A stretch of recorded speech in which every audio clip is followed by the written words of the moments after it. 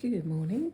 Now it's a lovely sunny day here, and I've decided I'm going to be doing one of these this morning, and it's real stress buster, and they're so easy. So let me show you how I got to this stage. Okay, so I'm going to start with a postcard size bit of watercolour paper. It's basically an A4 piece cut in half and then cut in half again. And I'm going to be starting with a Sharpie permanent marker. It's an ultra fine one with a really narrow point. And I'm just going to draw 4 lines. Now there's no real definite shape to them. They're just going to go across the page. Not quite touching each other, but in the lower half of the page. Okay, so basically I don't want to go above the midpoint. And it's entirely up to you how wiggly you decide to make your lines, okay? So once you've done that, the next thing we're going to draw on there, in fact, is a sun. So you can draw around anything you like, but I would do that. I like to put them in the centre.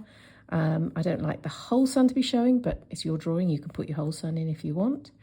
And once I've done that, I'm then going to be drawing the sun's rays off it. So I actually use a ruler and go corner to corner usually to start with, or certainly into the centre of the sun on either side, and then slowly pace them round until I end up with something that looks a bit like this.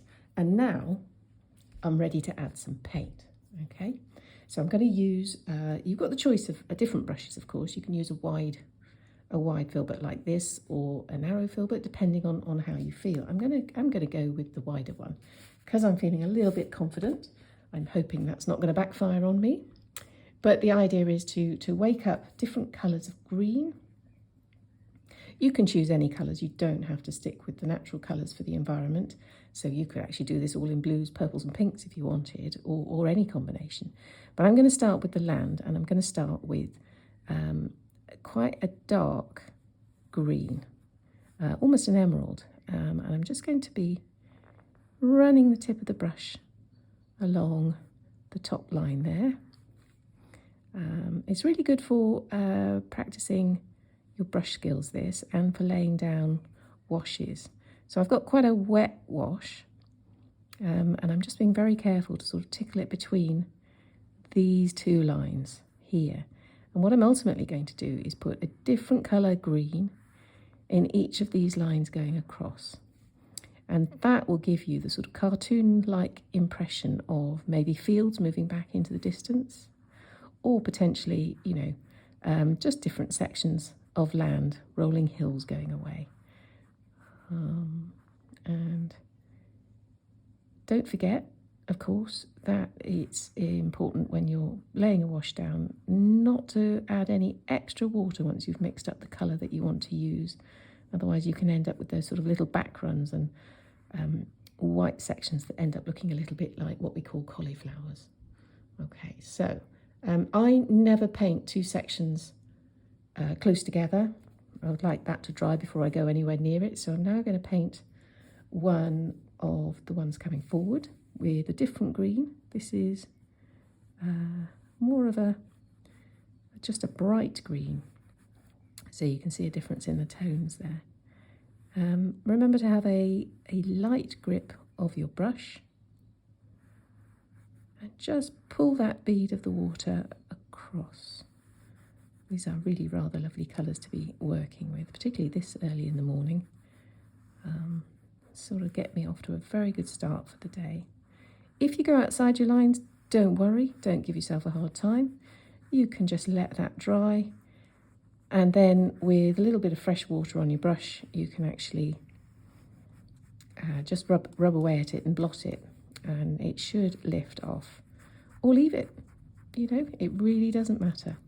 As long as you're enjoying laying the paint down on the page, there's nothing that should stress you out. Okay, so the next one I'm going to do, I'm going to be brave now. I'm going to pop another green on here without letting that one dry. And I'm just going to hope I'm not going to end up bleeding it into the whole section. Now don't forget, you can, of course, move your page around if you want to. You could, if you find it easier to get to, if you want to change the angle a little bit. This is, of course, your painting. You get to do it your way. So there we go with that along the bottom there. It's a bigger section that I'm filling in here, so I'm going to have to work a little bit quicker to keep the paint moving. I'm trying not to go quite up to the black line there because I'm conscious that the paint above is still wet and you can often get a bleed through. But I do still want to get it right the way across, so you can see there I am. Now, if you're not as confident with your use of the tip of the brush, you could of course use a much smaller brush, particularly if when you've drawn it you've given yourself some very narrow lines. That's certainly one way to do it. Not a problem at all. Now my problem at this point is that I don't have 4 different types of green. So I've obviously used my 3 greens that are in my palette. Now I could mix up a green, but actually, do you know what? I'm just going to pop a brown in. Because sometimes you get areas of vegetation that aren't as green as others. So I'm going to go in with what's a lovely yellow ochre here, which is a really, really rich, earthy sort of colour. But it's also got a touch of sunshine in it, which I think will work really nicely. And again, gives the impression of maybe it's a field with a different type of crop in it, perhaps. But again, like I say, we don't have to stick with the natural colours of the planet. We can go all off-grid and put any colours we want down there. Right, now don't forget that some stages in paintings always make the painting look worse than it's actually going to be when it's finished. And we just have to be brave and we have to keep going. And I can see, you know, inside I'm thinking maybe this is a little bit tatty, maybe it's not going to look good when it's finished. But then I have to remind myself that I'm still enjoying what I'm doing, so it really doesn't matter. So there we go, we've got our 4 different colours down for the land, and we're now thinking about maybe moving on to the sunshine. So I'm going to be thinking about what colour am I going to do my rays. Now I've got 3 different yellows. I've got a lovely lemon yellow, which is a very, very light one, so I'm going to start with that. And where am I going to go? I'm going to go here. So each one of the rays coming out of the sun is going to be alternate colours, I think. You could put as many different colours in as you want. They could be all different shades of red through orange to yellow. Lovely, lovely bright colours.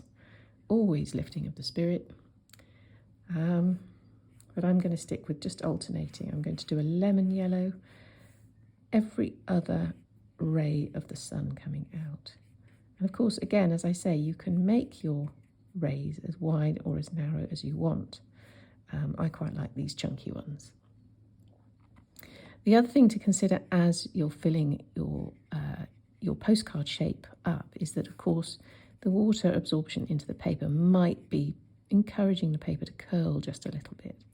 Now, if that worries you, you can obviously take a little pause and let sections dry as you're going along. But if you don't use too much water, it shouldn't curl too much. I'm just using a thumb there to hold it still as I'm sort of painting from a slightly wonky angle. If I were not filming this, I would have moved it around to make it a lot easier. But obviously, I don't want to risk popping the picture away from the camera so that you can't see it. So there we go. But the paper buckling shouldn't be a problem as long as you don't actually touch it. Just leave it where it is as it dries. And as it dries, it should return to a lovely, nice, flat shape. Okay. So, yeah, I've been a little bit tatty there with that. I've not quite done that as tidily as I'd like. So, because I am rushing this slightly, I don't really want the video to sort of go on for 3 days. Now, next I'm going to go for brighter orange, I think. I'm hoping some of these have dried because I'm going to come in here with quite a powerful orange, which really is a bit of an impact colour. And I'm going to go a little bit close there and hope it's not going to bleed across. There we go, bring that down and across here. Just little gentle strokes, tickling it up. Yeah, there we go, got a little bleed there. That's okay. Little beads are not a problem. Once it's completely dry, I can go back into that to correct it, as long as I don't mess around with it too much while it's wet. And that's the nice thing about watercolours that a lot of people don't realise actually, is that you can correct an awful lot. Yes, again, I've got another bleed coming across there. So I'm going to have to let those dry before I actually go into finishing that. Now, under the circumstances, given that this has gone horribly wrong, I've done the only thing possible, and I've gone away and I've made myself a cup of tea. And that's accomplished two things. It's given the paint time to dry, but it's also helped me to have some time to calm down and approach it again now that the paper's dry. Because now I can fix it. And what I'm going to do is I'm going to go back into that orange and I'm going to just pop another layer on top. Okay, I'm going to be doing that. You can see I'm just going over the top. I'm actually going to swing it round a little bit so that I can actually get a much more careful angle going in there. And I'm just pushing that orange, that new layer of orange, across very, very carefully in much the way I should have done the first time round. But realistically, it only happened because I was being a little bit impatient and putting the orange on too quickly. I should really have waited for that top layer of yellow to dry. But things are always fixable. And of course, we learn our lessons from getting things slightly wrong, don't we? Just going to turn it back round again. Got to be careful not to accidentally go off camera. There's no point in me painting something that you can't see. And there we go. Both of those are now looking much tidier. Okay, so I'm going to turn again. I'm going to do this little one here. Now, strictly speaking, I should probably go to a much narrower brush for this. It would be less stress-inducing, but I'm just going to keep going. There we go. As you can see, I'm literally just using the very, very tip of the brush to tickle the paint into the spot where I'd like it to go. There we go. Okay, so I'm happy with that. I'm now going to do these ones on this side. I'm going to turn around a little bit further, again to get the right angle. Load my brush up again with this lovely, lovely orange. It's hard not to feel cheerful when you're working with orange. There we go. Do love these. Turn around again. And yes, the paper is buckling slightly because of the amount of wet that I've had on it. I'm just moving the paint across just to fill the whole space. Again, just a little bit of an encouragement there. Load up one more time for this final section here. Again, when you're covering larger areas, it can be harder to get an even spread of paint. So, don't give yourself a hard time. A lot of the thing with watercolours actually is that this slightly unpredictable movement of paint that you don't really get so much when you're using acrylics, but actually it's one of the signature finishes of watercolours, to be quite honest with you, and actually it's all part and parcel of it. So having a slight uneven layer of paint isn't a major problem. The final part, of course, is to actually put my sun in, and given on what happened previously with my oranges, I should wait until these are completely dry, but I'm just going to bash on in with this lovely cadmium yellow, which is a sort of a buttery yellow. So it's kind of in between what we've got, which is our lemon yellow, our lovely light one, and then this orange.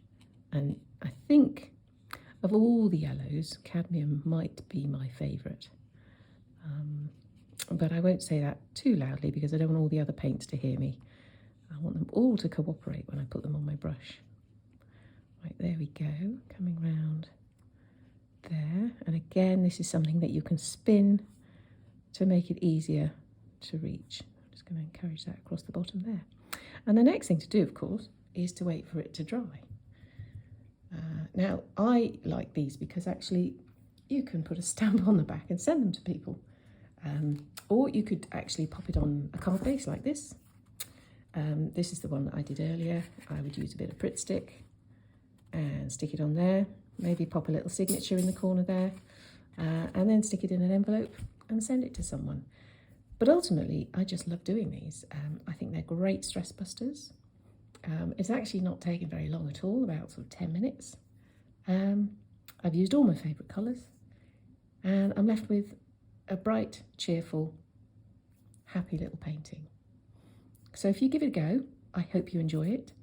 Don't forget, you can use any colours you like, and you can draw your landscape any way you want. I'm sure it will look lovely.